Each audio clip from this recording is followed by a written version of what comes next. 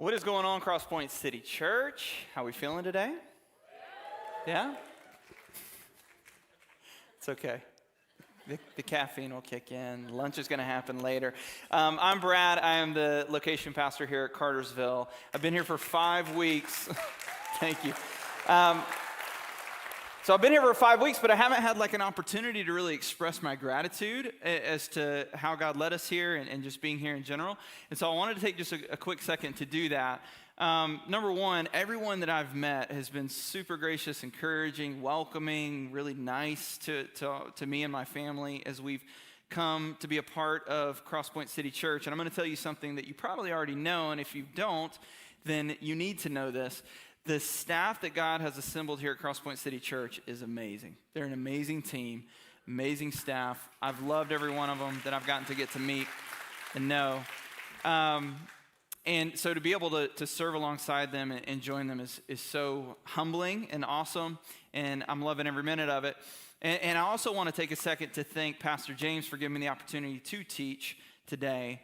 If you're newer and you haven't been here until the past few weeks, Pastor James, our lead pastor, he's been on sabbatical for the past 2 months. He's got 2 more weeks left. He's in Scotland right now, so we're just praying for him as he's continuing to prepare the way for what God is going to do in the country of Scotland. At Take Hold Church, Pastor Paul Richardson, all the different things we're praying God does in that country is really exciting stuff. But as he wraps up his sabbatical these next 2 weeks, let's just keep praying for him, keep supporting him in that way, because he will be back here in just a little bit. And I got to be honest, the conviction that we're going to keep stepping into, that's what we're doing this summer, looking at all the convictions we have as a church. The one I get to teach on today is the one, if I could pick any of them, it would be this one. And I didn't actually get to pick it, but this is the one I get, and I love it. So I'm super grateful for that, excited to jump into it with you today. And so the conviction is this: it is service, not status, that determines greatness. And so to get into it, I want to ask the question, how do I determine greatness?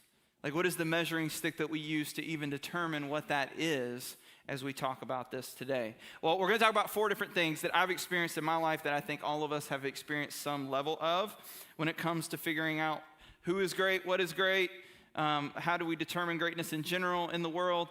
And so the first one is kind of the easiest one, the simplest one. It's the one I think most of us think of right out of the gate, and it's accomplishments. The ambition to do something great, right? Like, in order to be considered great, you need to do something great. This is why we look up to athletes that win championships and World Series and MVPs. They've done something great. Actors who win awards for movies that they do really well in, we admire them because they did something great. They played a role really well, whatever that thing is. People tend to get promotions because they did something great in their job. So doing something great tends to be a way that we measure greatness. And we've grown up with this. Like, school is this way, and like you do in school your homework, your test, you write the paper, you do the work, and you get the grade, right? And you're considered a great student. Well, I wanted to be an athlete growing up. Emphasis on wanted to be. So in 8th grade, I decided I wanted to try out for basketball because basketball was my favorite sport. Grew up watching basketball. I got to watch the greatest basketball player to ever live in his prime, play for the Chicago Bulls. That is Michael Jordan, his airness himself. I'm not here to get into a debate with you. I'm just here to state facts, okay? So he is the best, was the best, will always be the best. Maybe, we'll see. But up to this point, I mean, I've never seen anyone do what Michael Jordan did. I've never seen anyone accomplish the things he accomplished, the way he accomplished them. And on top of that, he had amazing shoes. And the guy, he just inspired me. And then on top of that, if you know anything about Michael Jordan's life, you learn this story of him getting cut from the high school basketball team. And then for somebody like me who's going to go out for basketball, you take a lot of, you get a lot of encouragement from that. You're like, okay, if the greatest player ever got cut in high school, then I got this thing. Let's do this. So I tried out in 8th grade, went through all of the running and the drills and all the things you do when you're trying out for basketball. And at the end of it, the coach posts the list on his door, and you look through the list to see if you made the team. So after going through all of the 2 weeks of tryouts and running and drills and all those things, I'm looking at the list, scanning it. Never on the list do I see the name Brad Chandler. So I did not make the team in 8th grade. It was a bit of a shot to my ego, but it was the first time I'd ever tried out for the basketball team. So I didn't take it too badly. I'm like, I'm going to use this next year. I'm going to get in awesome shape. I'm going to keep watching Michael Jordan. Maybe his greatness will rub off on me if I watch enough of it. I'm going to run. I'm going to play a lot of basketball. Cue the Rocky IV soundtrack. I'm going to go into training mode. You know what I'm saying? So I did all the things I knew to do to get better at basketball and to make the team in 9th grade when I go into high school. So get to 9th grade, go to tryouts, go through all the things, and I'm running, I'm playing, I'm hustling, I'm doing all the things I know to do. Get to the list on the coach's door again, scanning the list. Again, there's no Brad Chandler on the list. 10th grade, go through all the things, scan the list, no Brad Chandler. 11th grade, scan the list, no Brad Chandler. 12th grade, senior in high school. Surely, throw a guy a bone. Scan the list. No Brad Chandler. Never did I make the basketball team in high school or middle school, even though I tried out 5 years straight, did the things I knew to do to try to be great. I never achieved greatness when it came to basketball because I did not have any accomplishments when it came to basketball. And so even though we want to achieve greatness sometimes when it comes to achievements, we don't always achieve it, but that's still a way we measure it. So no one's going to look back at me from school and say, you know who was a great basketball player? The guy who never made the team. No one's going to say that because it doesn't make sense. That's not how we measure greatness. So it's not just accomplishments or the ambition to even do great things. It's also the acknowledgments, right? It's the praise. It's the you did great, and you hear that you did great. We want to hear that. I have 3 boys, 8, 10, and 6. I don't know why I said them in that order, but let's just go with it, okay? 3 boys, and they're constantly saying things like, Dad, watch this. Dad, watch this. Hey, watch me, Dad. It could be jumping on the trampoline. It could be diving into the pool. It could be a drawing they just made. It could be they just beat a really hard level in a video game. It could be they just punched their brother in the face. It could be any of those things. They want me to see it and acknowledge it and say that they're great and that they did a great thing. We just want that, right? It's in us. I know I did the same thing with my parents growing up, wanted to hear, great, you're great, you did awesome, you're amazing. We want to hear that. We want to hear that at work. We're doing all these things for work. We're getting on time. We're putting in the effort. We're doing all of the things in our job descriptions. We want to hear, good job. You are great. When you serve your husband or your wife, when you do things, take them on dates, give them a card, some candy, whatever the thing is, you want to hear, oh, that's a great gift. Like, we just want to hear stuff like that. So greatness is accomplishments. We measure it that way. We also, we hear acknowledgments to know that we're great, hear praise about us, like you're amazing, but also awards, stuff, right, that we get from life, the things we collect from life is another way we measure greatness. Sometimes we measure greatness by the size of our truck. I love that got a laugh. We measure greatness by the size of our house. What's the square footage on our house? We measure greatness by the neighborhood we live in. We measure greatness by the area where our neighborhood is at. We measure greatness by the size of our paycheck. We measure greatness by the stuff that we wear. Now, this sermon is not titled Air Jordan, but I am going to bring him up again, okay? I mentioned his shoes earlier.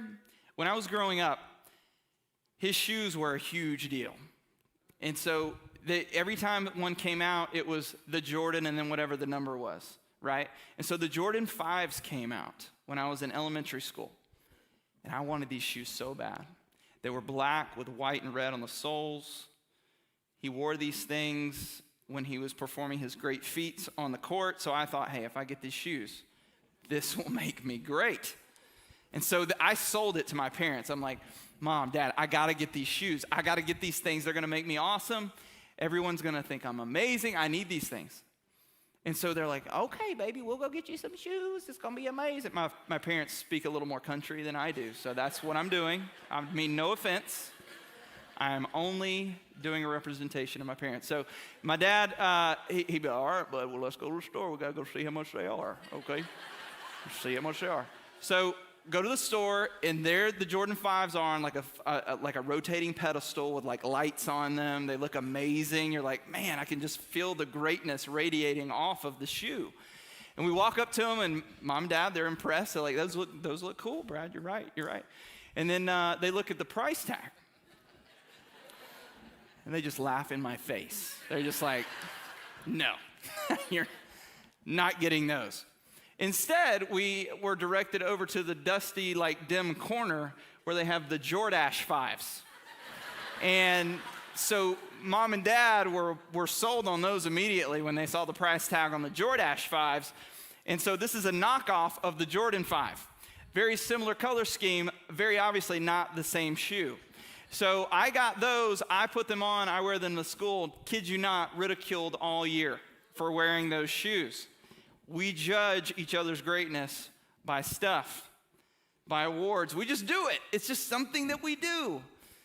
And we all have similar stories of that growing up. Some of us were ridiculed for shoes. Some of us it was for clothes, our haircut, the way we speak, whatever. There's all kinds of things we get made fun of. But all of it, at some level, as we're growing up, there's something to do with stuff. Like it's connected to that.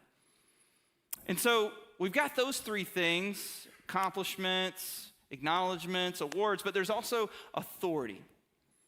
And authority is another way of saying power, another way of saying influence. And we live in the age of influence right now, right? The more likes you get, the more follows you get, the more people that you can impact, the more authority you have. It could be a promotion at work. The more people that you are technically over and have the authority to speak into their lives or into their jobs, the more authority you have, the greater you are thought of to be, right? The people with the most subscribers on YouTube are thought of to be the most successful YouTubers. So all of that plays into this measurement of greatness. Well, the way I experienced this was, I'm not on social media a ton, so I don't experience it that way a lot, but I experienced this even in church ministry. I was a middle school pastor for 14 years, and I kid you not, I would get this question a lot. So, Brad, when you going to move up to high school? I'm like, I don't know. We have a high school pastor, so I don't know. When he's fired? I don't know. And they're like, well, don't you want to do high school? I'm like, no, I want to do middle school. That's why I'm in middle school. And you could tell there's confusion on the face. Like when I would say, no, I'm fine where I'm at, I'm good.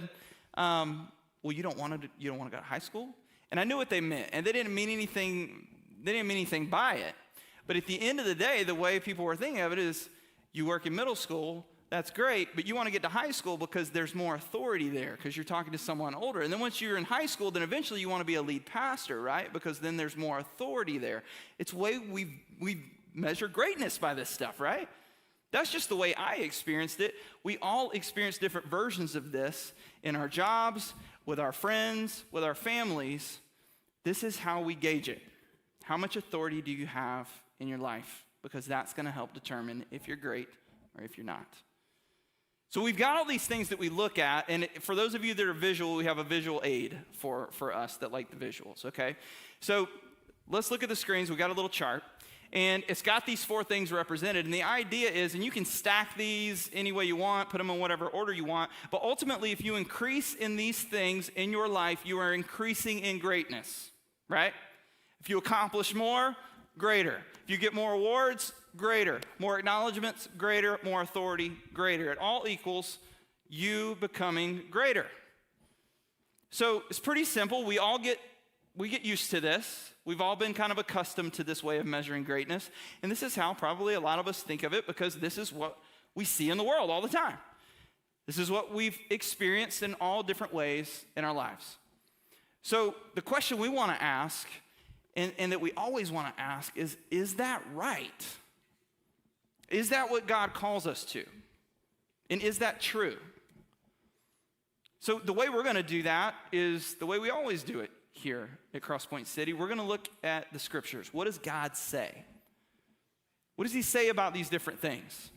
Because this is what we're going to need to pull out of this today to really get where we need to go, okay? So what does he say about all these different things? Well, let's talk about accomplishments. Philippians chapter 2, verses 3 and 4 say this: "Do nothing from selfish ambition or conceit, but in humility count others more significant than yourselves. Let each of you look not only to his own interest, but also the interest of others." Okay, so that's acknowledgments or accomplishments. How about acknowledgments? Matthew 25, this is Jesus talking. He says, "The greatest among you shall be your servant. Whoever exalts himself will be humbled. Whoever humbles himself will be exalted." How about awards? Again, Jesus talking in Luke chapter 12, he says, "Fear not, little flock, for it is your Father's good pleasure to give you the kingdom. Sell your possessions and give to the needy. Provide yourselves with money bags that do not grow old, with a treasure in the heavens that do not fail, where no thief approaches and no moth destroys, for where your treasure is, there will your heart be also." And the early church actually played this out, that teaching Jesus just said. As the church is getting started, Pastor Mike a few weeks ago actually taught on this, and they sold possessions in order to meet the needs of people in their communities. The people that were around, if they had a need, if they had extra, they would sell, they would give to the people who had a need. So they actually lived this out. So how about authority? Well, Jesus, again, is speaking here in Mark chapter 10. It says, "And Jesus called them to him and said to them, 'You know that those who are considered rulers of the Gentiles lord it over them, and their great ones exercise authority over them. But it shall not be so among you. But whoever would be great among you must be your servant, and whoever would be first among you must be slave to all. For even the Son of Man came to be served, not to be served, but to serve, and to give his life as a ransom for many.'"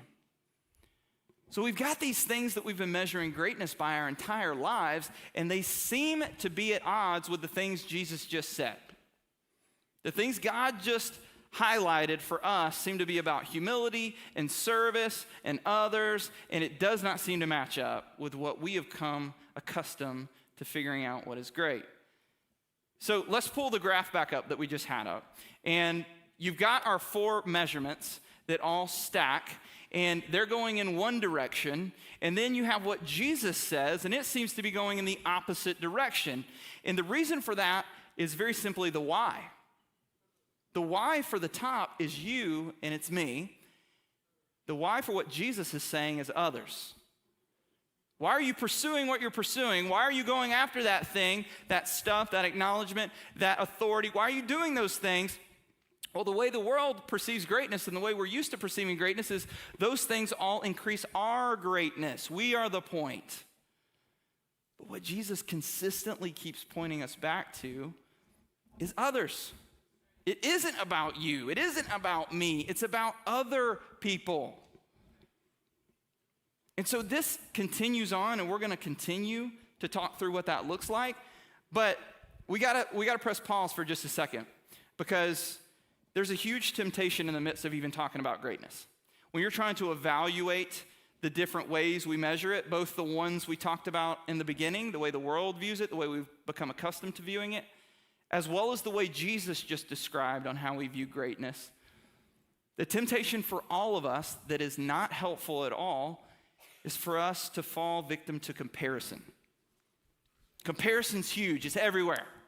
All of us deal with it in different ways. All of us experience it in different places, but we all experience it, and we're all tempted to do it. This is out in the world. This is in jobs. This is with families, with friends. It's also right here in the church. Comparison is everywhere. So let's just talk about those first 4 things, right? Accomplishments. You look at other people's accomplishments, you look at your own, you stack them up together, and that determines who is greater and who is not, right? Well, in your mind, you're creating levels as to who is great and who is not. Maybe you're on top, maybe you're not. Let's say you're comparing, in my case, I'm comparing my basketball accomplishments to the guy who actually made the team. Well, right there, he's got an accomplishment over me. So, therefore, he's higher on the great scale than I am. I'm looking up at him. But then I take my accomplishments and I compare them to someone else. And what I will do as a person that I've found myself doing is find someone who hasn't done as much as me. And I'll be like, oh, okay, they haven't done quite as much. Look at my list, look at their list. I'm higher, they're lower. So then I get to look down at them. Do you see what happens? Like, we're creating these levels of who's good and who's not, who's great and who's not. And we put ourselves in this seat of judge as to who is great and who isn't. And we all do this. God never asked us to be there. He's the only one who's supposed to be there, not us. So when we do that, we're discrediting us. It's a discredit to us and the people that we're judging. Whether we're viewing them as higher than us or lower than us, either case is wrong. Because what does God say? All have fallen short. All are imperfect in need of a Savior. He's provided that Savior because he also loves all of us equally. He's not sitting around waiting for all of us to achieve this certain level of greatness before he deems you worthy of his love. That's just not how God works. We're all loved equally. We're all in need of him equally. Therefore, we're all on even playing field here. No one's greater than the other. But Jesus dealt with this too with his disciples. Jesus had a kind of a hodgepodge group of guys, right, that he put together, these 12 guys. And he's having an interaction with Peter, and it's about John.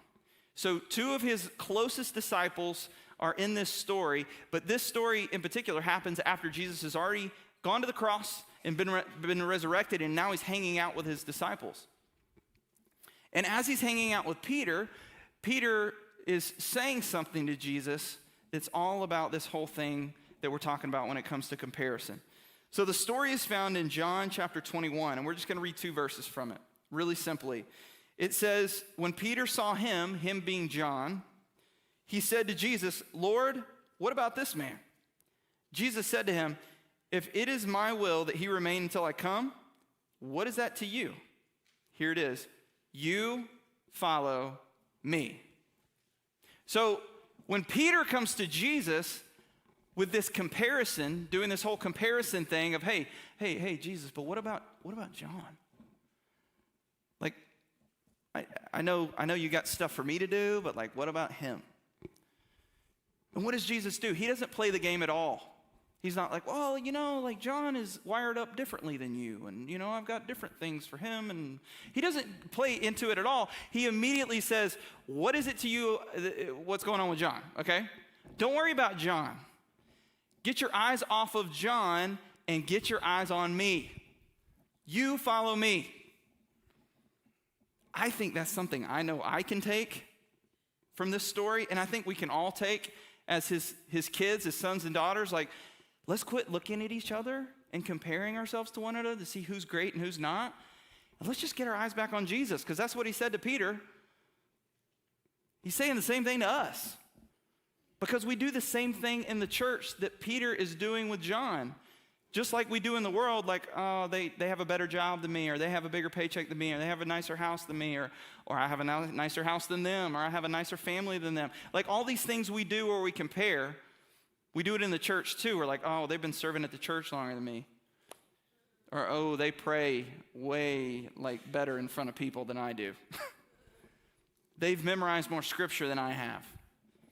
And we start to put levels on greatness of Christianity. Like you think you're not a great enough Christian, or you're maybe a little too great of a Christian, or you know what I mean? Like it's not healthy, it's not helpful.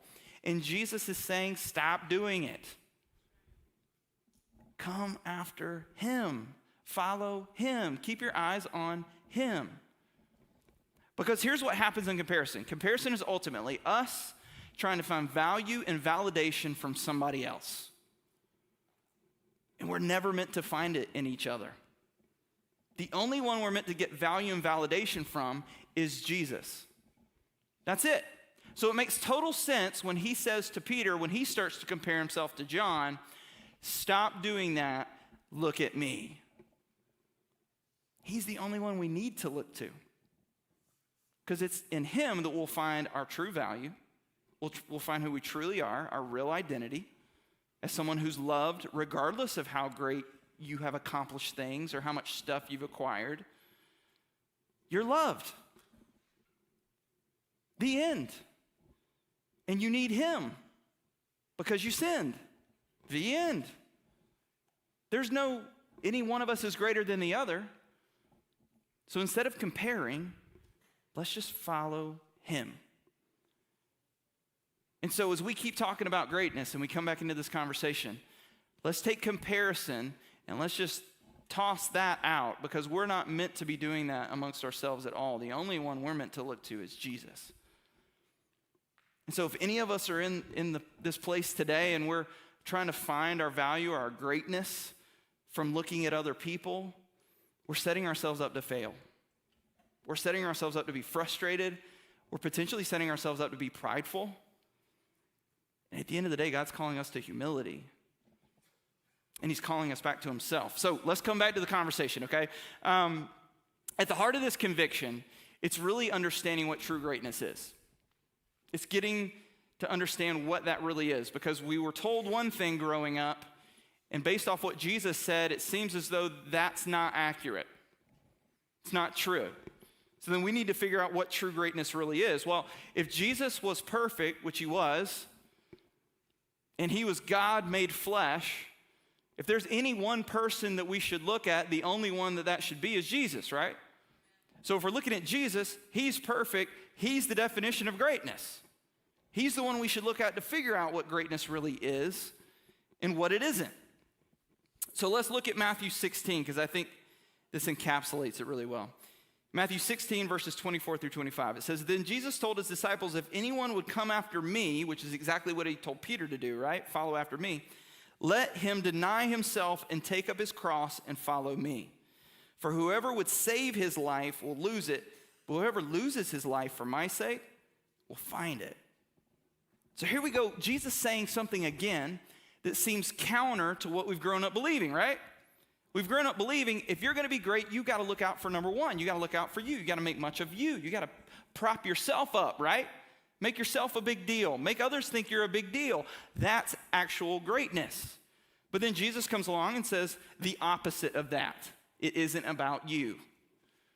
So then here he is again, and he's saying, hey, if you're going to follow me, take up your cross, because if you want to save your life, you got to give it up.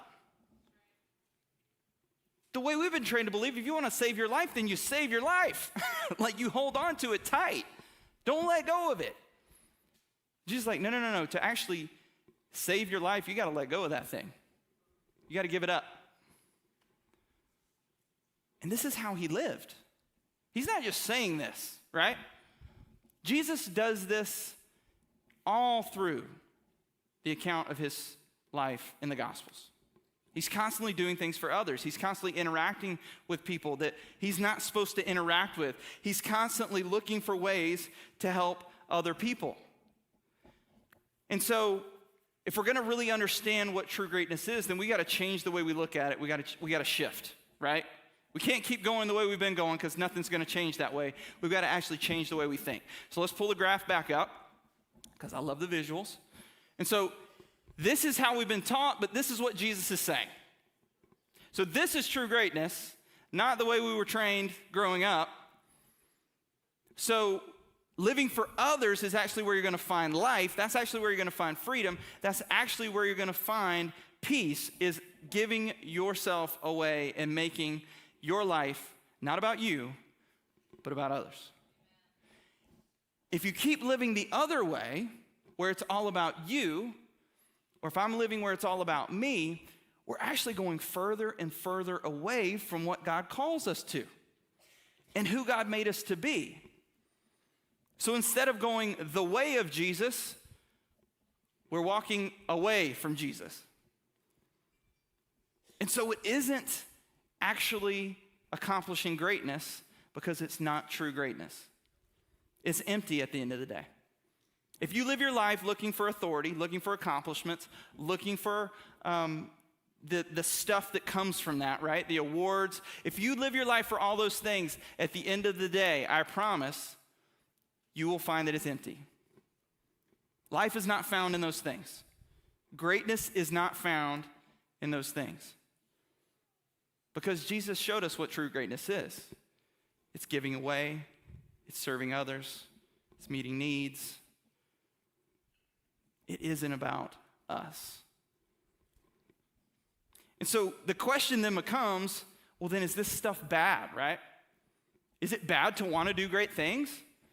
Is it bad to get a promotion and get a raise? To make money? Is it bad to have a nice house? Are these evil, sinful things? I don't think that was the point at all of what Jesus was saying, right? Even when he's talking about possessions, right? It's not sell all of your possessions, it's sell your possessions to help meet needs. So it's not that you got to give all your stuff away. The goal is to meet a need. Because what's the focus? The focus isn't you, the focus is someone else. And that's the shift, right? It's the why. It's the why are you doing it? Are you doing it for you or are you doing it for somebody else?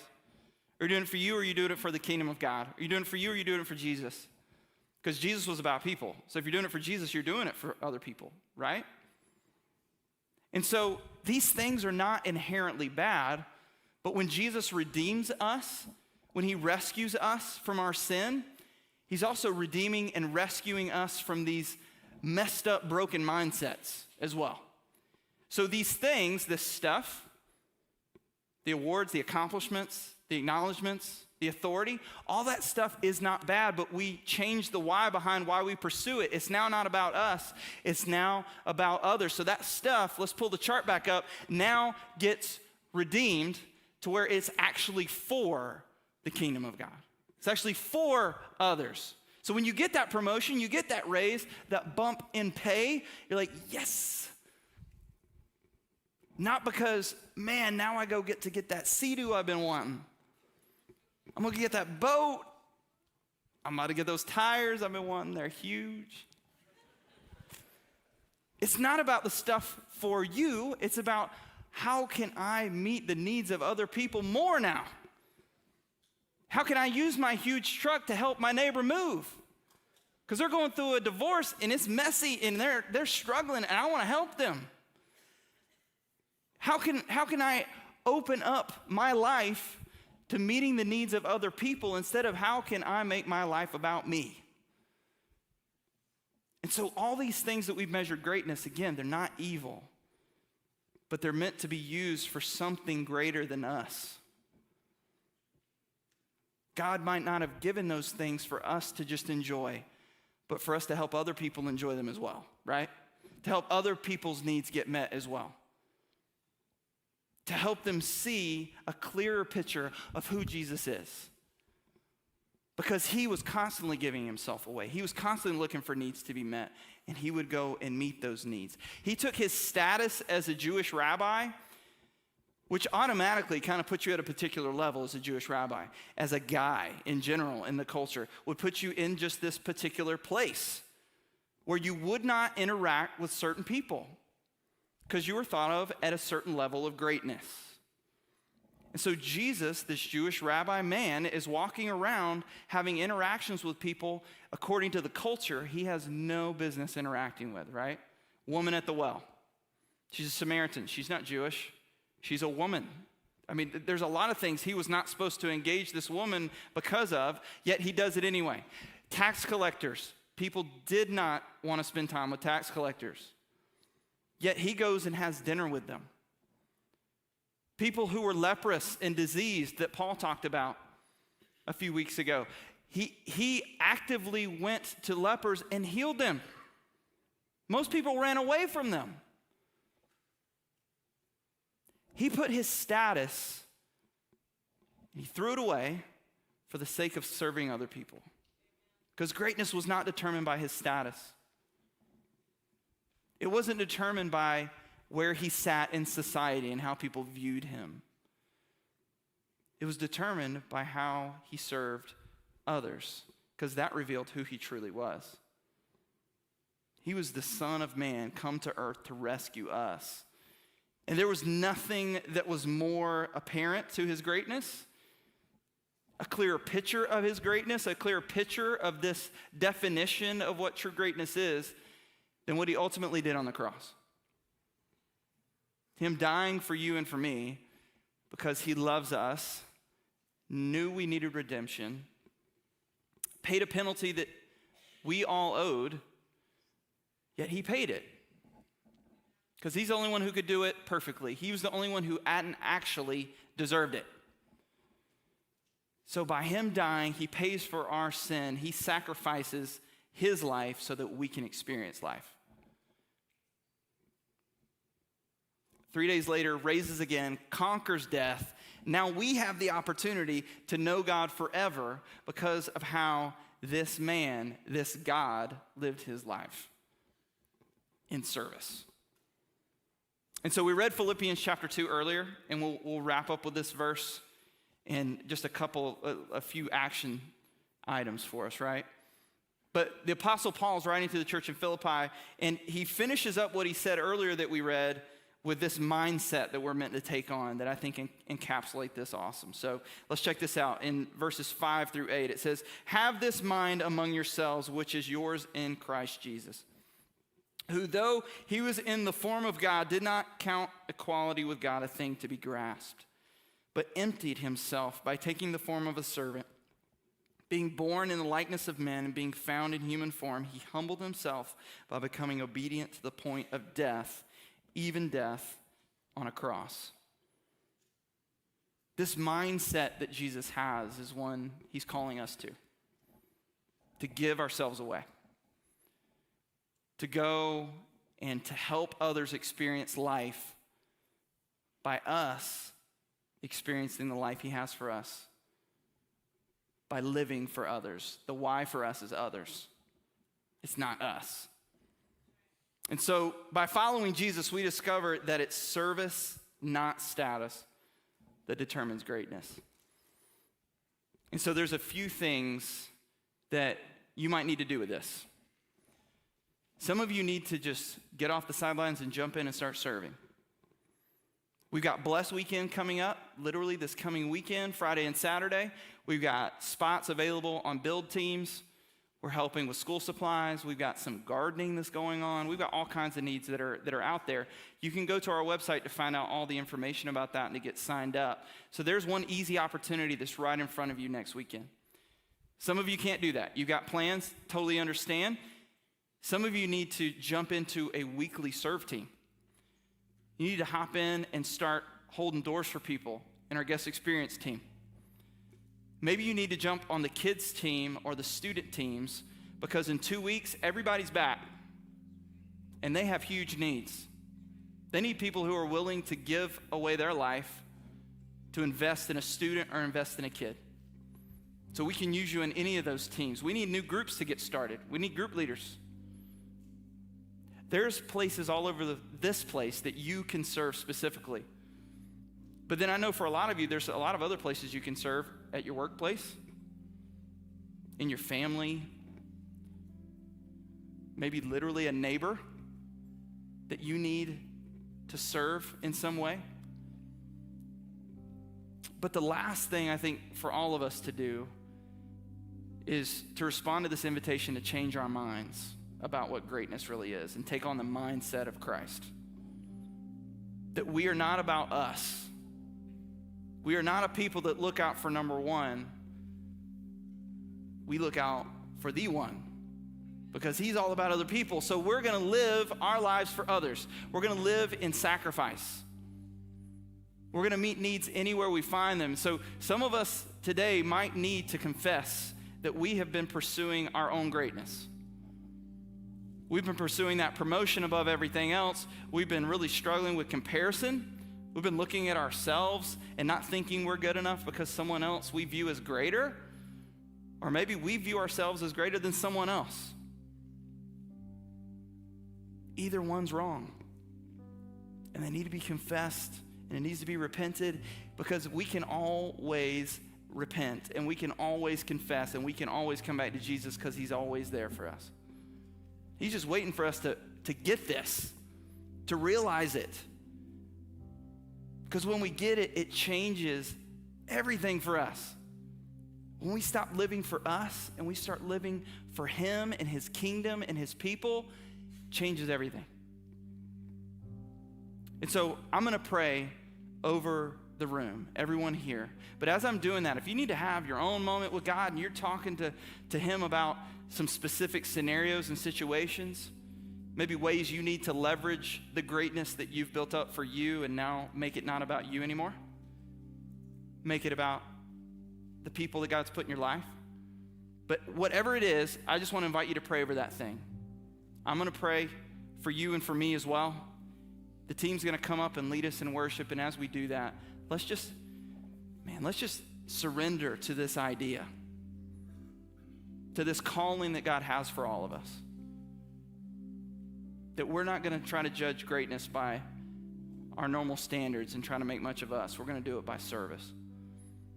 And so, God, we love you. We thank you that you gave us the example. You gave us the blueprint. You showed us exactly what greatness looks like with Jesus. We thank you for that, because ultimately it's your service through Jesus that makes a way for us to even know you. So we thank you for that first. And then we just want to pray that we would live out that same example. If there's any of us in the room that need to confess that we've been pursuing our own greatness and we got to lay that down, I pray that we would have the courage to do that. If there's any of us that have maybe been looking down at others or maybe looking up to others because we've been comparing ourselves and we need to let go of that and we just need to get our eyes focused back on Jesus, I pray that we would do that today. And that we as a church, we as your sons and daughters, that we would go after Jesus and we would go after his kingdom and we would look to serve others anywhere and everywhere you put us. Because we realize greatness is not found in us, but is found in you. In how we can give ourselves away. So God, help us to do that wherever we find ourselves, in our families, with our friends, at the workplace, here in your church, God, wherever it is, help us to be people of service. So God, we love you. We give our lives to you.